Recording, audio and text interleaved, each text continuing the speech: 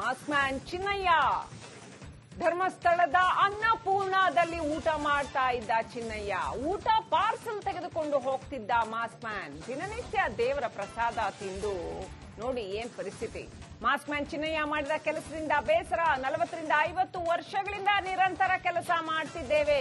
ಊಟ ಬಡಿಸುವ ಕಾರ್ಮಿಕರು ಎಕ್ಸ್ಕ್ಲೂಸಿವ್ ಆಗಿ ಮಾತನಾಡಿದ್ದಾರೆ. ರಿಪಬ್ಲಿಕ್ ಕನ್ನಡ ಜೊತೆ ಕಾರ್ಮಿಕರು ಎಕ್ಸ್ಕ್ಲೂಸಿವ್ ಆಗಿ ಮಾತನಾಡಿದ್ದಾರೆ. ಉಂಡ ಮನೆಗೆ ದ್ರೋಹ ಬಗೆಯೋ ಕೆಲಸ ಆಯ್ತಾ? ಭಗವಂತನ ಪ್ರಸಾದ ತಿಂದು ಭಗವಂತನಿಗೆ ತಿರುಗಿ ಬೀಳುವ ಕೆಲಸನ ಇದು. ಧರ್ಮಸ್ಥಳದ ತಲೆಬುಡೆ ಪ್ರಕರಣ ಒಂದೆಡೆ ಈಗ ತನಿಖೆ ಆಗ್ತಾ ಇದೆ. ಜೊತೆಗೆ ಕ್ಷೇತ್ರಕ್ಕೆ ಭಕ್ತರು ಕೂಡ ಅಗಾಧ ರೀತಿಯಲ್ಲಿ ಬರ್ತಾ ಇದ್ದಾರೆ. ಸದೃಶ್ಯದಲ್ಲಿ ನೋಡೋ ಹಾಗೆ ಭಕ್ತರು ಈಗ ಪ್ರಸಾದವನ್ನ ಮಾಡ್ತಾ ಇದ್ದಾರೆ. ಪ್ರಮುಖವಾಗಿ ಸದ್ಯ ಧರ್ಮಸ್ಥಳಕ್ಕೆ ಬರುವ ಭಕ್ತರ ಸಂಖ್ಯೆ ಹೆಚ್ಚಾಗಿದೆ. ಪ್ರಮುಖವಾಗಿ ಮೊದಲೆಲ್ಲ ಫ್ಯಾಮಿಲಿ ಅಂದ್ರೆ ಕುಟುಂಬ ಸಮೇತರಾಗಿ ಧರ್ಮಸ್ಥಳಕ್ಕೆ ಬರ್ತಾ ಇದ್ರು. ಈಗ ಧರ್ಮಸ್ಥಳದ ಮೇಲೆ ಒಂದಿಷ್ಟು ಷಡ್ಯಂತ್ರಗಳು ನಡೆದಿದೆ ಅನ್ನಲಾದಂತಹ ವಿಷಯಗಳಿಗೆ ಸಂಬಂಧಪಟ್ಟಂತೆ ಸದ್ಯಕ್ಕೆ ಭಕ್ತರು ಗುಂಪಾಗಿ ಅಂದ್ರೆ ಧರ್ಮಸ್ಥಳ ಚಲೋ ಅನ್ನೋ ಒಂದು ಜಾಗತಿಕ ಮಟ್ಟವನ್ನು ಹಿಡ್ಕೊಂಡು ಇದೀಗ ಪ್ರಮುಖವಾಗಿ ಧರ್ಮಸ್ಥಳಕ್ಕೆ ಬರ್ತಾ ಇದ್ದಾರೆ. ಇನ್ನು ನಾನು ಮಾತನಾಡ್ತಿದ್ದೀನಿ, ಪ್ರಮುಖವಾಗಿ ಬಂದಂತ ಜನ ಮಾತಾಡ್ತಿದ್ದೀನಿ, ಈಗ ಪ್ರಯತ್ನ ಮಾಡ್ತಿದ್ದೀನಿ. ಅಂದ್ರೆ ಧರ್ಮಸ್ಥಳದಲ್ಲಿ ಊಟ ನೀಡುವ ವರ್ಕರ್ಸ್ ಇದ್ದ ಅವ್ರ ಜೊತೆ ಮಾತಾಡ್ತೀನಿ. ಸರ್, ಈಗ ಎಷ್ಟು ವರ್ಷದಿಂದ ಇಲ್ಲಿ ಕೆಲಸ ಮಾಡ್ತಿದ್ರಿ ತಾವು? ನಾವು ಒಂದು 30 ವರ್ಷದಿಂದ ಕೆಲಸ ಮಾಡ್ತಿದ್ದೇವೆ ಇಲ್ಲಿ.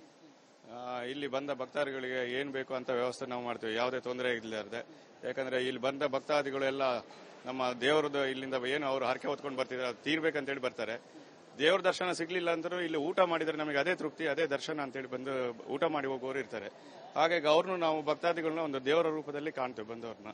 ಇಷ್ಟು ವರ್ಷದಲ್ಲಿ ಇಲ್ಲಿ ಯಾವುದೇ ಇದು ಬಂದವರಿಗೆ ಯಾವ ರೀತಿಗೂ ನಾವು ತೊಂದರೆ ಇದಾಗ್ತೇಳಿ ಆಗಿರೋದಿಲ್ಲ. ಹಾಗಾಗಿ ಇಲ್ಲಿ ಬಂದ ಭಕ್ತರಿಗೆ ನಾವು ರಾತ್ರಿ 10 ಗಂಟೆ ಆದ್ರೂ 11 ಗಂಟೆ ಆದ್ರೂ ಅವರಿಗೆ ಲಾಸ್ಟಿಗೆ ಇಬ್ರು ಬಂದ್ರು ಕೂಡ ಅವರಿಗೆ ಪ್ರಸಾದ ಕೊಟ್ಟು ಕಳಿಸುವಂತ ವ್ಯವಸ್ಥೆ ಮಾಡ್ತೀವಿ ನಾವು. ಬುರುಡೆಗಳು ತೆಗೆಯೋದು, ಗುಂಡಿಯಾಗೆ ಕೆಲಸ, ತನಿಖೆ ಇದೆಲ್ಲ ನೋಡಿದಾಗ ಏನ್ ಅನ್ಸುತ್ತೆ? ಎಲ್ಲ ಸ್ಥಳೀಯವಾಗಿದ್ದಂತವ್ರು ಸುಮಾರು ವರ್ಷದಿಂದ ಏನ್ ಅನ್ಸುತ್ತೆ ಇದು ನೋಡಿದ್ರೆ? ಅದು ಎಲ್ಲ ಕಾಣದ ಕೈಗಳ ಪಿತೂರಿ. ಕ್ಷೇತ್ರ ಒಂದು ಬೆಳವಣಿಗೆ ನೋಡಿ ಅದಕ್ಕೆ ಬೇಡದಿದ್ದು ಒಂದು ಏನಾದ್ರು ಒಂದು ಕಲ್ಲೆಸೆದು ಅವ್ರನ್ನ ಇದು ಮಾಡಬೇಕು, ಕ್ಷೇತ್ರನ ಹಾಳು ಮಾಡಬೇಕು ಅಂತೇಳಿ ಇಷ್ಟುವರೆಗೆಲ್ಲ ನಡೀತಾ ಇರುವಂತದ್ದು. ಯಾವ ಬುರುಡೆ ಇದನ್ನು ಇಲ್ಲಿ ನಮಗೆ ಗೊತ್ತಿದ್ದಾಗ ಯಾವುದು ಇಲ್ಲಿ ನಡೆದಿರೋದಿಲ್ಲ. ಏನು ನಡೆದ್ರು ಅದು ಯಾವ ರೀತಿ ತನಿಖೆ ಇದೆ ಇರ್ತದೆ ಆ ರೀತಿ ನಡ್ಕೊಂಡು ಹೋಗಿರ್ತದೆ. ಆದ್ರೆ ಕ್ಷೇತ್ರದ ಬಗ್ಗೆ ಇದೆಲ್ಲ ಅಪಪ್ರಚಾರ ಅಂತೇಳಿ ನಮ್ಮ ಮನಸ್ಸಲ್ಲಿ ಕಾಣಿಸ್ತದೆ. ಮಾತಾಡೋ ಪ್ರಯತ್ನ ಮಾಡ್ತೀನಿ. ಸರ್, ತಮ್ಮ ಹೆಸರು? ನಮ್ದು ಯಾವ ಊರು? ರಾಯಚೂರಿಂದ ಇಲ್ಲಿ ಕೆಲಸ ಮಾಡ್ತಿದ್ರಿ. ಈಗ ಪ್ರಮುಖ ಎಷ್ಟು ವರ್ಷದಿಂದ ಇಲ್ಲಿ ಕೆಲಸ ಮಾಡ್ತಿದ್ರಿ ನೀವು? 2 ವರ್ಷ.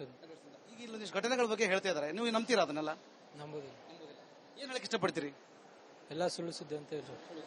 ರಾಯಚೂರಿಂದ ಹೀಗೆ ಧರ್ಮಸ್ಥಳಕ್ಕೆ ಕನೆಕ್ಷನ್ ಕಾದೆ ಪೇಪರ್ ಎಲ್ಲ ಹಾಕಿದಾಗ ಬಂದಿದೆ. ಅಂದ್ರೆ ಪ್ರಮುಖವಾಗಿ ಇಲ್ಲಿ ಜನ ಅಂದ್ರೆ ಒಂದ್ ಕಡೆಗೆ ಇಲ್ಲಿ ಧರ್ಮಸ್ಥಳಕ್ಕೆ ನೋಡಿ, ನಾವು ಅಲ್ಲಿ ಕೇವಲ ಸ್ಥಳೀಯರು ಮಾತ್ರ ಅಲ್ಲ, ಬೇರೆ ಬೇರೆ ಜಿಲ್ಲೆಗಳಿಂದ ಅಂದ್ರೆ ಧರ್ಮಸ್ಥಳಕ್ಕೆ ಬೇರೆ ಬೇರೆ ಜಿಲ್ಲೆಗಳಿಂದ ಕೂಡ ಜನರು, ಸಾವಿರಾರು ಜನರು ದಿನಕ್ಕೆ ಅದಕ್ಕೆ ಹೋಗಿ 20,000ಕ್ಕೂ ಅಧಿಕ ಜನರು ಇಲ್ಲಿ ಊಟ ಮಾಡ್ತಾರಂತೆ. ಹೀಗಾಗಿ ಇಲ್ಲಿ ಜೊತೆಗೆ ಸುಬ್ರಹ್ಮಣ್ಯ ಅಂತ ಇದ್ದಾರೆ ಇಲ್ಲಿ ಮ್ಯಾನೇಜರ್, ಅವ್ರು ಮಾತಾಡ್ತೀನಿ. ಸರ್, ಈಗ ಪ್ರಮುಖವಾಗಿ ತಾವು ಎಷ್ಟು ವರ್ಷದಿಂದ ಇಲ್ಲಿ ಕೆಲಸ ಮಾಡ್ತಿದ್ರಿ ಸರ್? ನಾನು 30 ವರ್ಷಗಳಿಂದ ಕೆಲಸ ಮಾಡ್ತಾ ಇದ್ದೇನೆ. ಕಳೆದ 19 ವರ್ಷ, ಆ ಹಿಂದಿನ 19 ವರ್ಷ ಶ್ರೀ ಕ್ಷೇತ್ರ ಧರ್ಮಸ್ಥಳ ಗ್ರಾಮಾಭಿವೃದ್ಧಿ ಯೋಜನೆಯಲ್ಲಿ ನಾನು ಕೆಲಸ ಮಾಡ್ತಾ ಇದ್ದೆ. ಪ್ರಸ್ತುತ 11 ವರ್ಷದಿಂದ ಈ ಅನ್ನಪೂರ್ಣದ ಮ್ಯಾನೇಜರ್ ಆಗಿ ನಾನು ಕರ್ತವ್ಯವನ್ನು ನಿರ್ವಹಿಸ್ತಾ ಇದ್ದೇನೆ. ಇಲ್ಲಿ ಒಂದಿಷ್ಟು ತಲೆಬುಡುಗಳು ಸಿಗ್ತವೆ, ಹಾಗೆ ಹೀಗೆ ಒಂದಿಷ್ಟು ಚರ್ಚೆಗಳು ನಡೆದವು, ತನಿಖೆ ಕೂಡ ಆರಂಭವಾಯಿತು, ಒಂದಿಷ್ಟು ಜನ ಜೈಲಿಗೂ ಕೂಡ ಹೋಗಿ ಬಂದ್ರು. ಈ ಬಗ್ಗೆ ಏನ್ ಹೇಳ್ತೀರಿ? ಯಾಕೆಂತ ಹೇಳಿದ್ರೆ ಇದು ಖಂಡಿತವಾಗಿ ಕೂಡ ಬುರುಡೆ ಬಿಟ್ಟದ್ದು ಅಂತಲೇ ನಾವು ಹೇಳಬೇಕಾಗ್ತದೆ. ಯಾಕೆಂತ ಹೇಳಿದ್ರೆ ಇಲ್ಲಿ ನೀವು ನೋಡಿದ ಹಾಗೆ ಗ್ರಾಮ ಪಂಚಾಯತಿನಲ್ಲಿ ಎಲ್ಲವೂ ಕೂಡ ದಾಖಲೆ ಇದೆ, ಎಲ್ಲವೂ ಕೂಡ ಲೀಗಲಿಯಾಗಿಯೇ ಏನಿದೆ ಇದೆ. ಒಂದು ಎರಡನೇದಾಗಿ ಏನು ಅಂತ ಹೇಳಿದ್ರೆ ಕ್ಷೇತ್ರಕ್ಕೆ ಬರುವಂತಹ ಭಕ್ತರಲ್ಲಿ ಎಷ್ಟೋ ಜನ ಜೀವನದಲ್ಲಿ ಜಿಗುಪ್ಸೆಗೊಂಡು ಬಂದವರು ಇರ್ತಾರೆ, ಜೀವನ ಸಾಕು ಅನ್ನುವ ರೀತಿಯಲ್ಲಿ ಬರುವವರು ಇರ್ತಾರೆ. ಕೆಲವು ಸಂದರ್ಭದಲ್ಲಿ ಆ ರೀತಿಯಾಗಿ ಅಸಹಜ ಸಾವುಗಳಾದದ್ದು ಕೂಡ ಇದೆ. ಅದಕ್ಕೆ ನಾವು ಹೇಳೋದಂದ್ರೆ ನಮ್ಮ ಅನುಭವ ಪ್ರಕಾರದಲ್ಲಿ ನನ್ನ 35 ವರ್ಷ ಸರ್ವಿಸ್ ಅಲ್ಲಿ ಇಂಥ ಘಟನೆ ಯಾವುದೂ ಇಲ್ಲಿ ನಡೆಯಲಿಲ್ಲ. ಈಗ ಇಲ್ಲಿ ಪ್ರಮುಖವಾಗಿ ವಿಚಾರ ಅಂದ್ರೆ ಜನಕ್ಕೆ ಚೆನ್ನಯ್ಯ ಅನ್ನೋ ಮಾಸ್ ಮ್ಯಾನು ಇಲ್ಲಿ ಕೆಲಸ ಮಾಡ್ತಾ ಇದ್ದ ಅಂತ ಅಷ್ಟೇ ಗೊತ್ತಿತ್ತು. ಇಲ್ಲಿಗೆ ಊಟ ಮಾಡ್ಕೊಂಡು ಮನೆಗೆ ಊಟ ತಗೊಂಡು ಹೋಗ್ತೀನಿ ಇಲ್ಲ ಯಾರು ಕೊಟ್ಟು ಕಳಿಸಿದ್ರ ಹಾಗೆ? ಅದು ಇಲ್ಲೇ ಅವರು ಇದು ಮಾಡುದು, ಇಲ್ಲೇ ಊಟ ಮಾಡ್ತಿದ್ದವ, ಅಷ್ಟೇ ಮಾಡಿದವ. ಮತ್ತೆ ಇದು ಅಂದ್ರೆ ಇಲ್ಲಿಯೇ ಷಡ್ಯಂತ್ರ ರೂಪಿಸಿ ಇದು ಮಾಡಿದ್ದು, ಸ್ವಾಮಿಯರ ಹೆಸರು ಹಾಳು ಮಾಡಬೇಕು, ಮತ್ತೆ ಕ್ಷೇತ್ರಕ್ಕೆ ಬರೋ ಜನರನ್ನು ಇದು ಕಂಟ್ರೋಲ್ ಇದು ಮಾಡಬೇಕು, ಇಂಥ ದುಷ್ಟಶಕ್ತಿಗೆಲ್ಲ ಇದು ಮಾಡಿಕೊಂಡು ಈ ತರ ಇದು ಸಂಚಾರ ಮಾಡಿಸಿ ಇಷ್ಟೆಲ್ಲ ಮಾಡಿದ್ದಾನೆ ಅವ. ಇದು ನಿಜವಾಗಲೂ ಈ 35 ವರ್ಷ ಇದು ಸುಳ್ಳೆ. ಇದು ಅಂದ್ರೆ ಪ್ರಮುಖವಾಗಿ ನೋಡ್ತಿರ್ಬೋದು ದೃಶ್ಯದಲ್ಲಿ ನಮ್ಮ ಶಂಕರ್ ತೋರಿಸ್ತಾ ಹೋಗ್ತಾರೆ. ಇಲ್ಲಿ ದಿನಕ್ಕೆ 20,000ಕ್ಕೂ ಅಧಿಕ ಜನರಿಗೆ ಪ್ರಸಾದವನ್ನ ಅನ್ನದ ರೂಪದಲ್ಲಿ ನೀಡಲಾಗ್ತಾ ಇದೆ. ರಾಜ್ಯ, ಹೊರ ರಾಜ್ಯ, ರಾಷ್ಟ್ರ, ದೇಶಗಳಿಂದ ಜನರು ಇಲ್ಲಿಗೆ ದೇವಸ್ಥಾನಕ್ಕೆ ಬಂದರೆ ಪ್ರತಿಯೊಬ್ಬರಿಗೂ ಯಾರನ್ನೂ ಕೂಡ ಉಪವಾಸ ಇರೋದಿಲ್ಲ. ಈಗ ಎಲ್ರಿಗೂ ಕೂಡ ಊಟವನ್ನ ಮಾಡಿಸೋ ಪ್ರಕ್ರಿಯೆ ಆಗುತ್ತೆ. ಅವರು ಕೂತಲ್ಲಿಗೆ ಊಟ ಬರುತ್ತೆ, ಕುಡಿಲಿಕ್ಕೆ ನೀರಿನಿಂದ ಹಿಡಿದು ವಿವಿಧ ರೀತಿಯ ಊಟಗಳನ್ನು ಕೂಡ ಕೊಡಿಸುವ ಕೆಲಸ ಆಗ್ತಾ ಇದೆ. ಪ್ರಮುಖವಾಗಿ ಈ ಮಾಸ್ಕ್ ಮ್ಯಾನ್ ಚಿನ್ನಯ್ಯ ಕೂಡ ಆಲ್ ರೈಟ್, ಜಯಂತ್ ಅವರು ಎರಡನೇ ದೂರದಾರ ಜಯಂತ್ ಅವರು ರಿಪಬ್ಲಿಕ್ ಕನ್ನಡದೊಂದಿಗೆ ಫೋನ್ ಕನೆಕ್ಟ್ ಆಗಿದ್ದಾರೆ. ನಮಸ್ಕಾರ ಜಯಂತ್ ಅವರೇ. ನಮಸ್ತೆ ಮೇಡಮ್. ಜಯಂತ್ ಅವರೇ, ಇವತ್ತು SIT ಟೀಮ್ ನೀವು ವಾಸ ಇದ್ದೀರಿ ಎನ್ನಲಾದ ಮಲ್ಲಸಂದ್ರದ ಮನೆಗೆ ಭೇಟಿ ಕೊಟ್ಟು ಅಲ್ಲಿ ತನಿಖೆ ನಡೆಸ್ತಾ ಇದ್ದಾರೆ. ಯಾಕೆ ಅಲ್ಲಿಗೆ ಭೇಟಿ ಕೊಟ್ಟಿದ್ದಾರೆ ಅಂತ ಅನ್ಸುತ್ತೆ? ಹೌದು, ತನಿಖೆ ನಡೆಸ್ತಾ ಇದ್ದಾರೆ. ಚಿನ್ನವರಿಗೆ ಆಶ್ರಯ ಕೊಟ್ಟಿದ್ದೆ. ಆಶ್ರಯ ಅಂದ್ರೆ ಏಪ್ರಿಲ್ ತಿಂಗಳು ಒಂದು 2 ದಿನ ಮನೆಯಲ್ಲಿ ಊಟ ಹಾಕಿದೆ ಮೇಡಮ್. ನೀವು? ಹೌದು. ಅಂದ್ರೆ ಇವನ್ ಸ್ಯಾಟಲೈಟ್ ಬಸ್ ಸ್ಟ್ಯಾಂಡ್ ಇಂದ ವಕೀಲ ಹತ್ರ ಕರ್ಕೊಂಡು ಹೋಗ್ಬೇಕಿತ್ತು, ಅವನಿಗೆ ದಾರಿ ಗೊತ್ತಿರಲಿಲ್ಲ.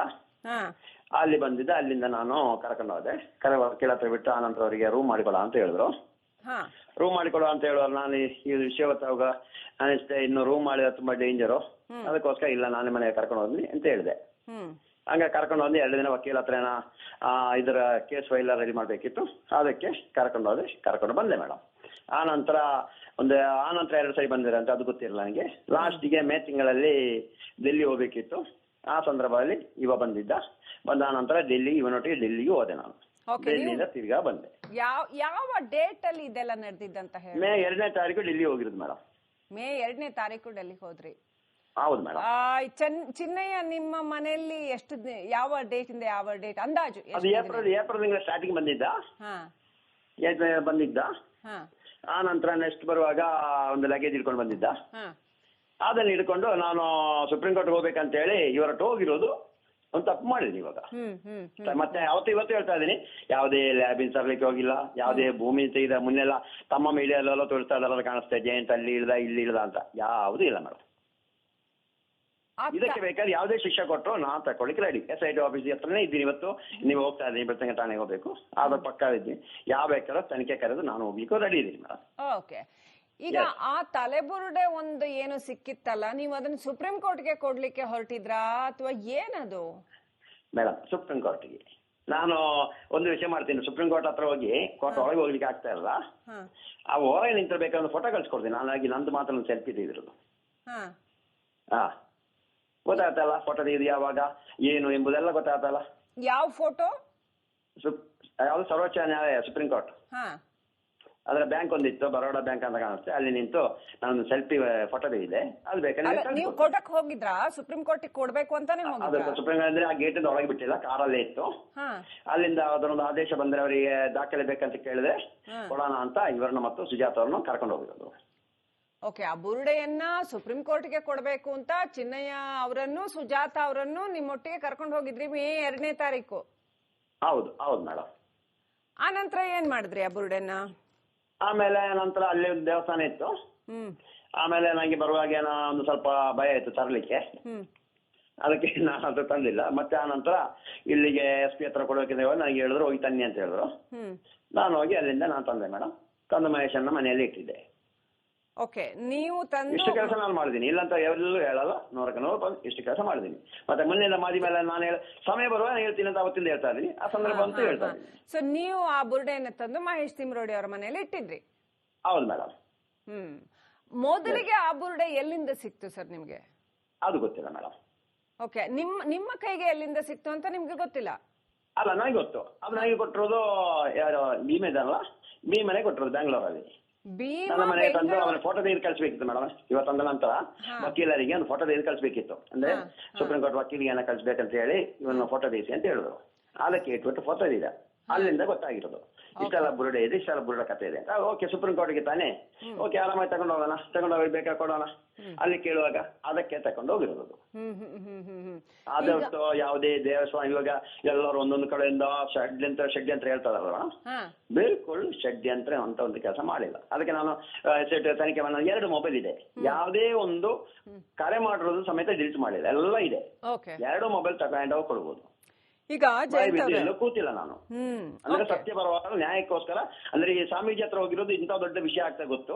ಅಂದ್ರೆ ಈ ಒಂದು ಇಷ್ಟು ವಿಷಯವನ್ನು ಯಾವ ರೀತಿಯಲ್ಲಿ ಮಾಡ್ಬೇಕಂತ ಅದು ಕೇಳಲಿಕ್ಕೆ ಸ್ವಾಮೀಜಿ ಹತ್ರ ಹೋಗಿ, ಸ್ವಾಮೀಜಿ ಹತ್ರ ಇವಾಗ ಹೇಳಿದಾನಂತೆ, 1.5 ಗಂಟೆ ಮಾತಾಡಿದಾನಂತೆ.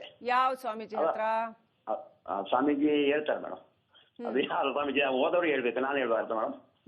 ಓದವ್ರು ಹೇಳಿ, ಅವರು ಹೇಳ್ತಾರೆ. ಸ್ವಾಮೀಜಿ ಹತ್ರ ಹೋಗಿ ಮಾತಾಡಿಸಿ ಆ ನಂತರ ವಕೀಲ ಮೀಟ್ ಮಾಡಿ ಆ ನಂತರ ಇದೆಲ್ಲ ಡೆಲ್ಲಿ ಹೋಗಿರೋದು.